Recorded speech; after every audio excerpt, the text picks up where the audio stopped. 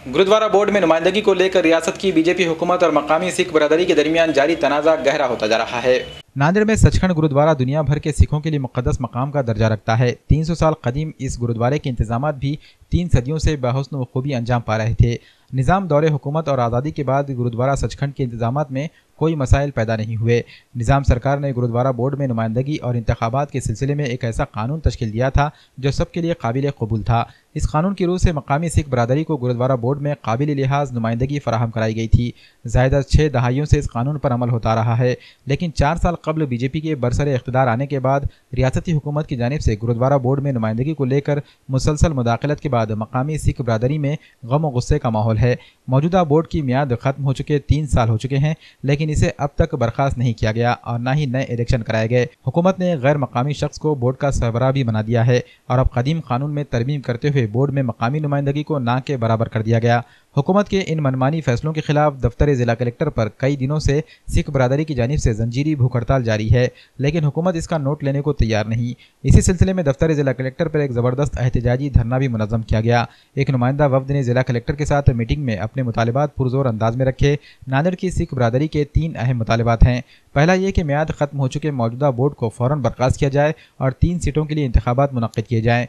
Board के सदर को नामजद करने का इख्तियार हुकूमत के पास ना रहे, बल्कि मुंतखबा 17 अराकीन अपने में से सदर को मुंतखब करें।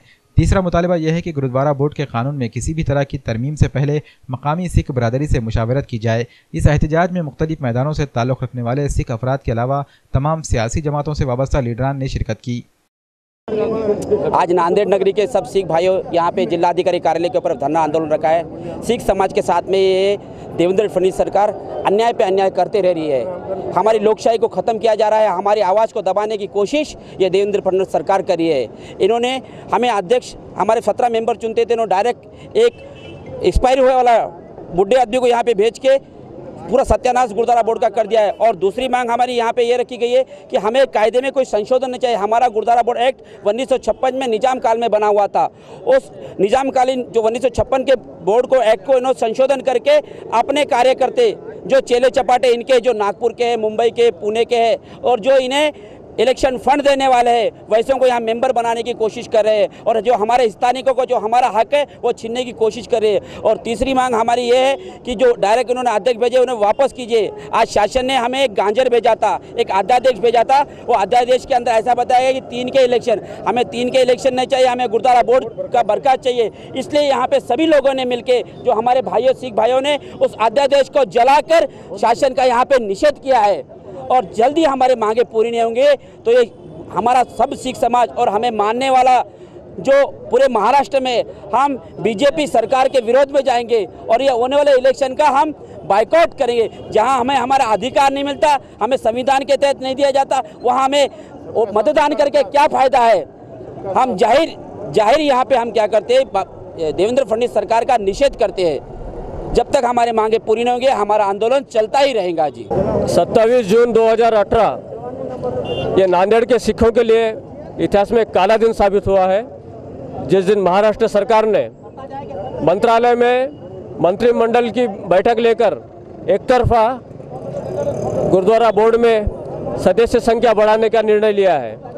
महाराष्ट्र सरकार 2 सदस्यों को मनोनीत करती है। अब नए आदेश के अनुसार 8 सदस्यों को मनोनीत करने का षड्यंत्र रचा गया है। नांदेड़ के गुरुद्वारा बोर्ड एक्ट में 17 मेंबर का प्रावधान है और वो प्रेसिडेंशियल एक्ट है। इसमें 3 साल में ज़बरदस्ती से बदलाव किया जा रहा है। पहले मार्च 2015 में एक बार अध्यादेश को चेंज करके डायरेक्ट अध्यक्ष नियुक्ति का उन्होंने ठहराव लिया था, जिससे तारा सिंह की यहाँ नियुक्ति हुई थी और इससे हमारा लोकतांत्रिक अधिकार खो गया था। अभी वापस उसमें 6 मेंबर उन्होंने बढ़ा रहे हैं, जिसमें नागपुर, मुंबई, पुणे, नासिक और औरंगाबाद के सदस्यों की नियुक्ति हो रही है। और ये सब 2019 के चुनावों को देखते हुए लिया गया निर्णय है और जो गुरुद्वारा बोर्ड के अध्यक्ष है तारा सिंह जी, इनके कहने पर लिया गया है। यहाँ के सिखों का उस निर्णय के लिए विरोध है और हम चाहते हैं कि मंत्रिमंडल का जो कल अध्यादेश लिया गया है, जो संशोधन किया है, उसे तुरंत रद्द करें। एक व्यक्ति के कहने पर ये संशोधन ना करें, यहाँ की जनभावनाओं का सम्मान करें और सरकार को हम आगाह करते हैं अगर ऐसा नहीं होता है तो नांदेड़ की जनता एक बहुत बड़ा आंदोलन करेंगी। 2019 के चुनाव आपको भी देखना है और हमें भी देखना है।